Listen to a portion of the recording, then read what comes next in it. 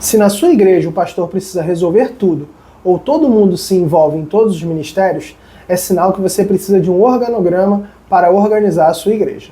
E se você sente que a sua igreja precisa organizar, fica comigo até o final desse vídeo, pois eu vou te mostrar como criar um organograma simples e funcional para a sua igreja. O que é, na prática, o organograma da igreja? Bem, em resumo, o organograma é um jeito visual de mostrar quem lidera quem responde para quem e quem faz o que dentro da igreja.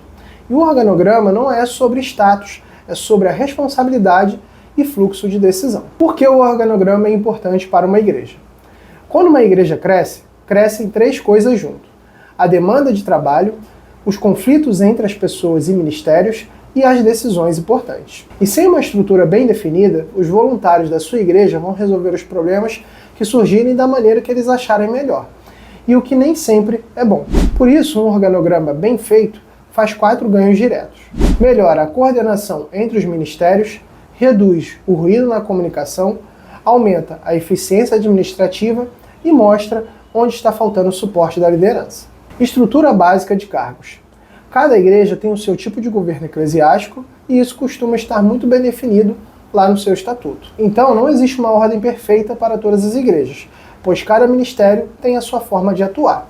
Mas, em geral, boa parte das igrejas possui algo muito parecido com pastor, presidente ou bispo, que são os responsáveis pela liderança geral da igreja, pastores auxiliares, que são os responsáveis por áreas específicas de ministérios, diáconos e obreiros, que atuam no serviço e no suporte ao pastor e aos ministérios, líderes de ministérios como jovens, crianças, casais, ministério de louvor, por exemplo, e voluntários que fazem a execução e dão apoio para a liderança de cada ministério. E o segredo não é o nome do cargo, é a clareza da função que cada um dentro do ministério executa. Como a hierarquia ajuda na tomada de decisão? Quando a hierarquia é clara, a decisão anda mais rápido, porque você sabe o que pode ser decidido dentro do ministério, o que precisa passar pelo aval do pastor e o que é questão administrativa ou espiritual. E o maior benefício disso é que tira a sobrecarga do pastor, pois ele não pode ser responsável por todas as decisões da igreja.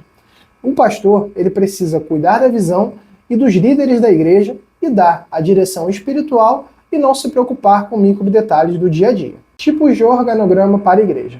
Agora, presta atenção, porque aqui muita gente escolhe o modelo errado. Primeiro, o organograma funcional, que é o top-down. Em resumo, o organograma funcional é aquele que apresenta uma estrutura hierárquica da sua igreja, ou seja, de cima para baixo. Desse modo, o organograma funcional se concentra nas funções dos membros, começando com o membro do ministério no topo, geralmente é o bispo ou o pastor, e desce a hierarquia mostrando os outros líderes na base das suas funções ministeriais. Para exemplificar, vamos tomar como base o ministério infantil, onde abaixo do pastor presidente você terá o pastor do ministério infantil, que terá abaixo o líder do berçário, o líder dos pré-adolescentes e o líder dos adolescentes. Sendo assim, abaixo de cada um dos pastores, teremos uma equipe que se reporta a eles. De fato, essa estrutura se mostra interessante para igrejas maiores, por conta da quantidade de pessoas envolvidas em todos os ministérios. Organograma por ministérios e departamentos.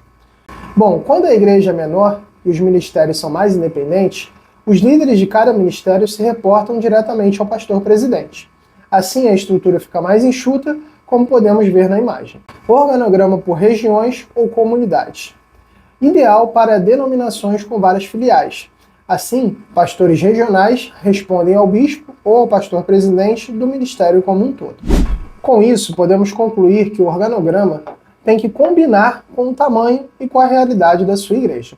Sexto, como montar o organograma passo a passo. Passo 1. Levante cargos e funções reais. Para iniciar, comece pelo que já existe na sua igreja.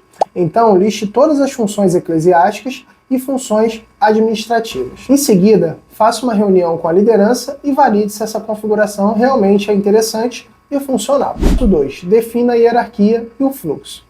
Aqui é onde você desenha quem responde para quem e como a informação e as decisões sobem e descem no organograma.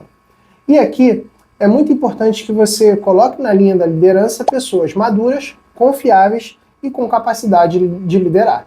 pois isso dá liberdade para o pastor presidente pastorear líderes e não precisar se envolver com cada detalhe operacional. Passo 3. Comunique a toda a igreja. E após montar toda a estrutura, mostre para a membresia como a igreja vai funcionar. Então, comece com uma reunião só com líderes, mostre o desenho e explique o porquê dessa estrutura. E nesse ponto é muito importante deixar claro que essa estrutura é a ideal para esse momento, mas que ela pode ser alterada a qualquer momento, desde que seja o melhor para a igreja. E por fim, peça aos líderes propagarem isso para o restante dos membros. E você pode fazer isso utilizando o nosso quadro de treinamento de voluntários. Por isso, eu vou deixar o link aqui na descrição do nosso vídeo. Então, como você viu, a função do organograma é trazer clareza, comunicação e liberdade para o pastor e mais autonomia para os ministérios. E se esse vídeo te ajudou, eu queria pedir a você para deixar o seu like e compartilhar com seus amigos pastores, para que possamos regularizar um número ainda maior de igrejas em todo o Brasil. Muito obrigado.